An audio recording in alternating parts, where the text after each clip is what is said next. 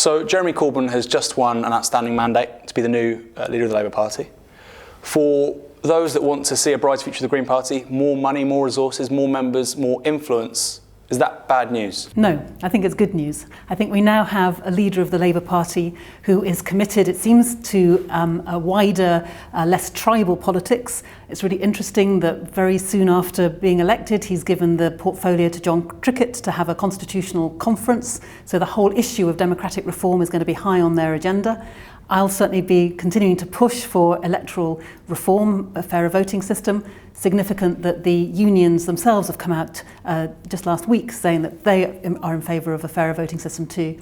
So I think this is a refreshing approach to politics. I think that it's, to hear lots of the policies that the Greens have been talking about for decades now being adopted by the leader of the Labour Party, I'm happy with that. Just this weekend we've talked about rail coming back into public hands. I've had 2 private members' bills in Parliament to seek to try to do that. So if I'm going to get support from a reformed Labour Party, then I'm very, very happy with that. I mean, on the one hand, while it's great that you've obviously got influence over the kinds of policies you'd like to see, as an organisation, I mean, it's indisputable, right, that this is not good news. If you look at the growth of the Green Party and the context within which it's situated, Labour after Iraq, Blairism, a lot of people came to you because they were disenchanted or ambivalent about Labour's politics. Now, if we're seeing a real rupture there, that could mean a really significant blow to the Green Party organisation, couldn't it? It could, but I don't think it will, because, as I say, I think what we've got the opportunity now for is some genuine cross-party working, the kind of progressive alliances that I've been talking about for a very long time. It seems to me that what Jeremy's election has done is to really shake up the political system, really challenge some of the questions we've had before.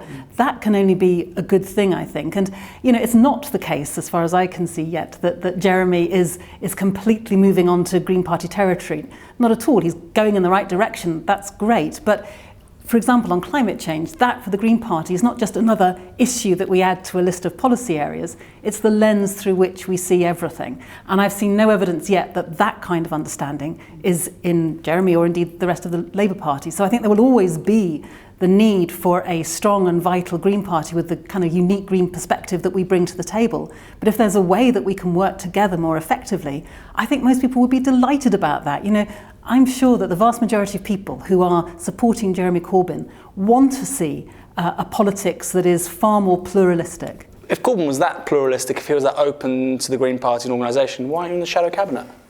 I have no idea what's going in Jeremy's mind when it comes to his shadow cabinet. He would like to have seen you in there and that this wasn't politically plausible? Or? Well, I think that's going to be a question for Jeremy, but I think what is clear is that the Green Party is its own distinct party, and we're not suggesting any mergers. What we're suggesting is the idea of working more closely together. Do you foresee some kind of a deal for the next general election, May 2020, almost certainly, where the Green Party would basically be guaranteed 2-3 seats, and you would tell your people elsewhere that they should not be too active in undermining Labour candidates where they were most likely to win? Do you foresee an arrangement, an agreement like that? I don't know what it will look like. What I do know is that whatever happens, it's got to come from the grassroots up. It certainly wouldn't work if we were just talking about a couple of party leaders or a couple of party grandees trying to carve out constituencies on a map. That doesn't work. But what I do hope is that there will be opportunities in the coming years to work more closely together on areas that we do agree. For example, it might well be that we can work more closely together on a positive yes to a reformed EU. I think through the experience of working more closely together, then confidence grows, and then perhaps there might be some ways of seeing ways in which a progressive alliance of progressive politicians across the board could work more closely. Because the bottom line is that for as long as we are all trapped in first past the post, then the Tories are the only ones who are winning from that. And even with a reinvigorated Labour Party under Jeremy Corbyn, they will not win the next election if they think that they can only rely on card-carrying Labour Party members themselves. They've talked so much about Labour now being a movement, not a machine. I agree, I think that's a very good model. But that movement has got to be bigger than just card-carrying Labour Party members. So you don't think Labour can create a majority in 2020? That's impossible? I would say it's looking pretty difficult looking at the maths, the number of seats that they would need to win, well over 100. So it's necessary almost for Labour to form a government of some kind in 5 years' time, that there is an agreement with the Green Party, the SNP ply, do you think? I think it's necessary, but I would also go further and say I think it's desirable. I think it's desirable because when parties work together, when they've got a compatible agenda, then I think you bring greater wisdom to the issues of the day than thinking that modern politics is just about one party having the monopoly on wisdom. I don't think that's how most people think anymore.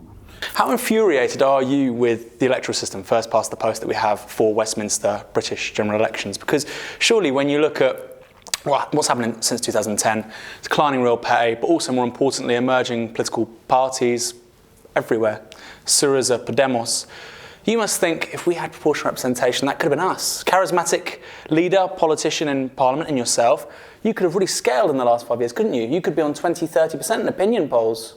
Or no? Well, thank you for the... Is it just the electoral system that's held you back, do you think? I think it is primarily the electoral system, and add into that the fact that we don't have state funding for political parties. If you were able to amend those two absolute, they're such old-fashioned elements of our political system that have been around for 100 years, and we need to change it. But you're right, I think, that if we did have a fairer voting system, if we did have state funding for political parties, I think you would see the Greens absolutely up on those kinds of figures. So many people live in safe seats where they just feel like their vote doesn't count, they don't feel empowered to get involved.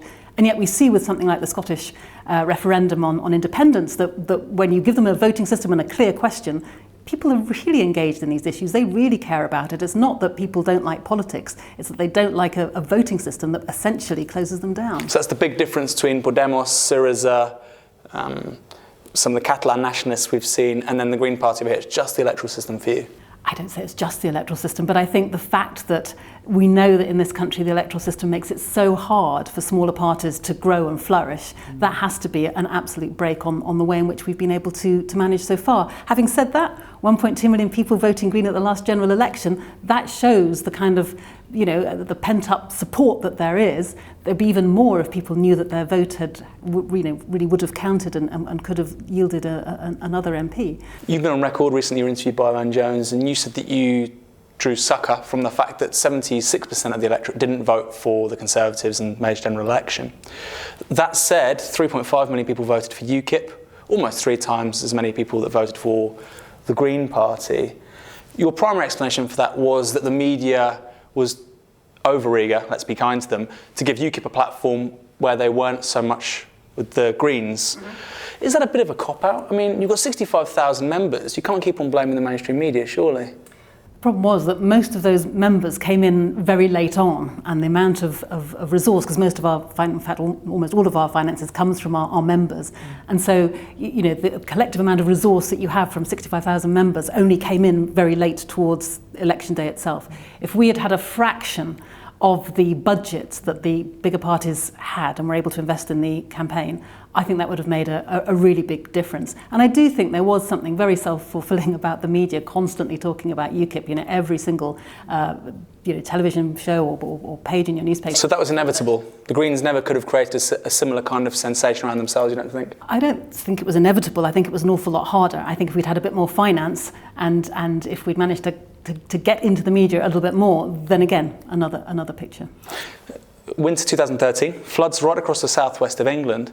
That fits in, I think, with the point that you've just made. And where I see real limits historically with the Green Party's engagement with the mainstream media, because you saw Nick Clegg, David Cameron, even Ed Miliband. Natalie was down there in her welly boots. Oh, no, absolutely. But my point is this. Obviously, the Greens have a very distinct message to those other parties on climate change. Yep.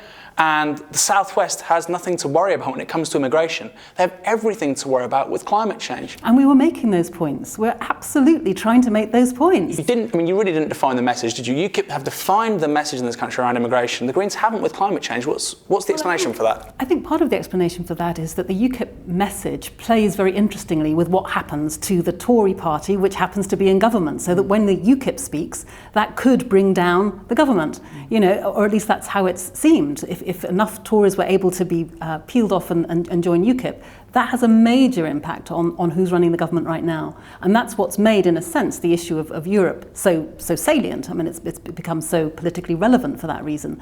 Climate change is somewhat different as an issue, and it doesn't have that same leverage on the Tory party. It's not that thing that so many of them feel so rabidly angry or pro or against one way or another. It's a very different sort of issue, and so I think it's not really fair to think that that you could compare the way in which that would get traction. It could be.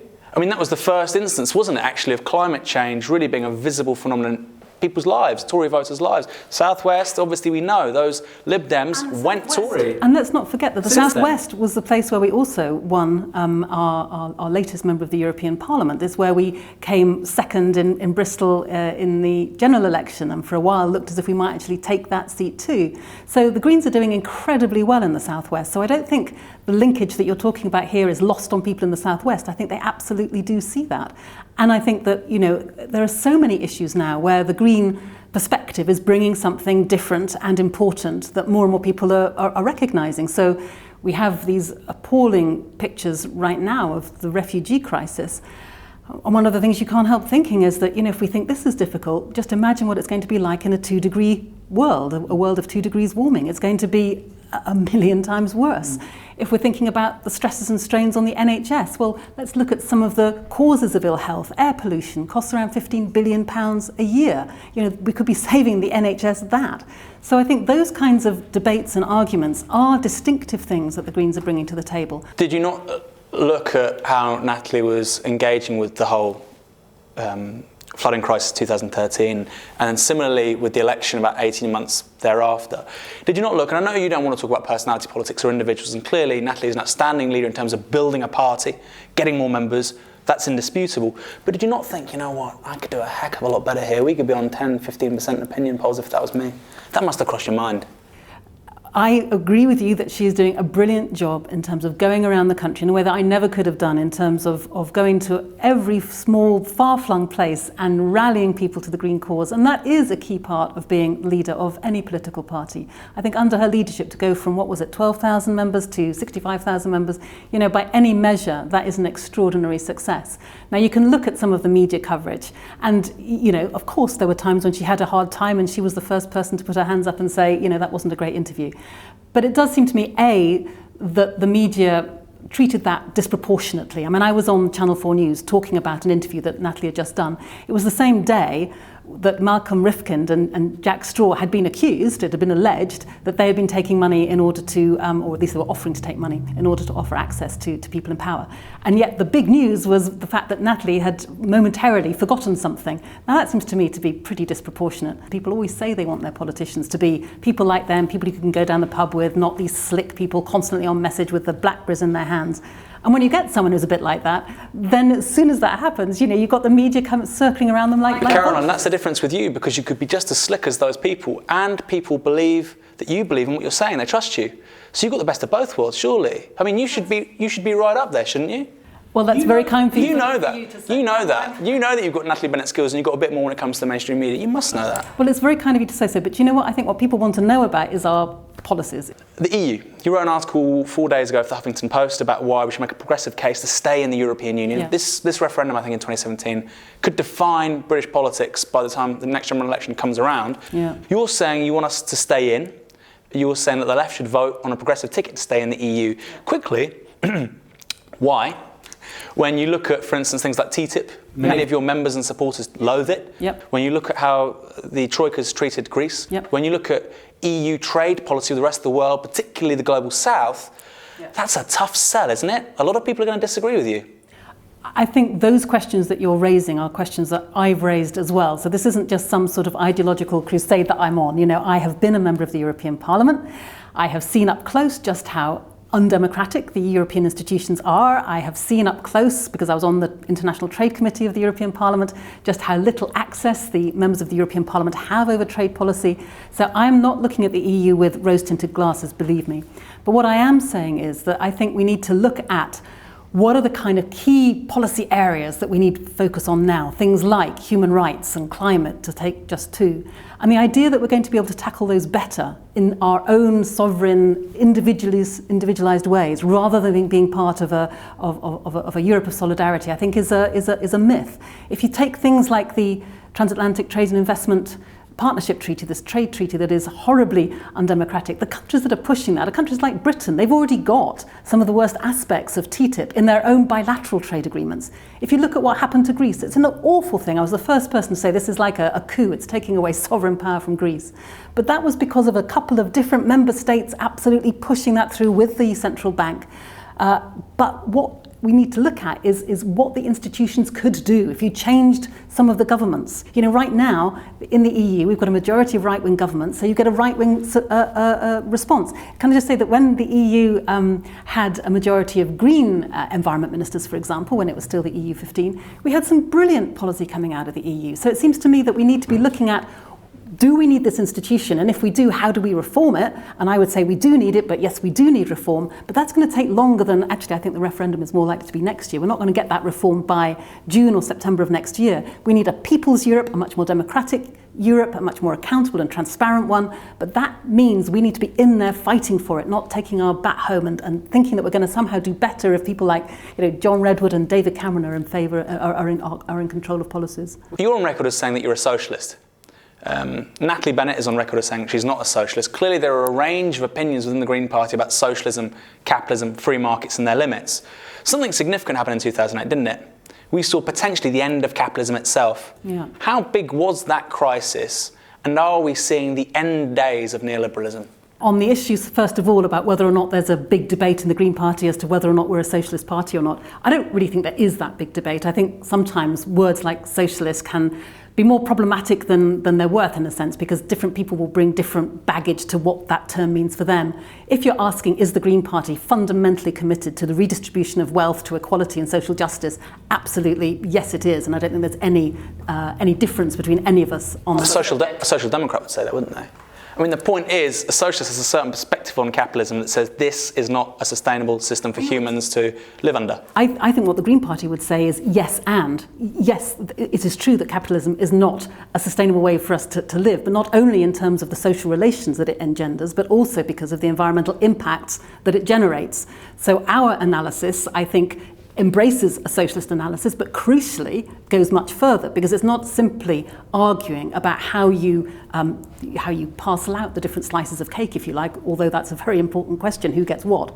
But the ingredients that have gone into that cake, you know, how big the cake is, has got to bear in mind the limit in terms of a planet of finite resources, the whole issues around a circular economy, how we don't have this throwaway paradigm that we have now. So I think the Greens do have a very distinctive position on that.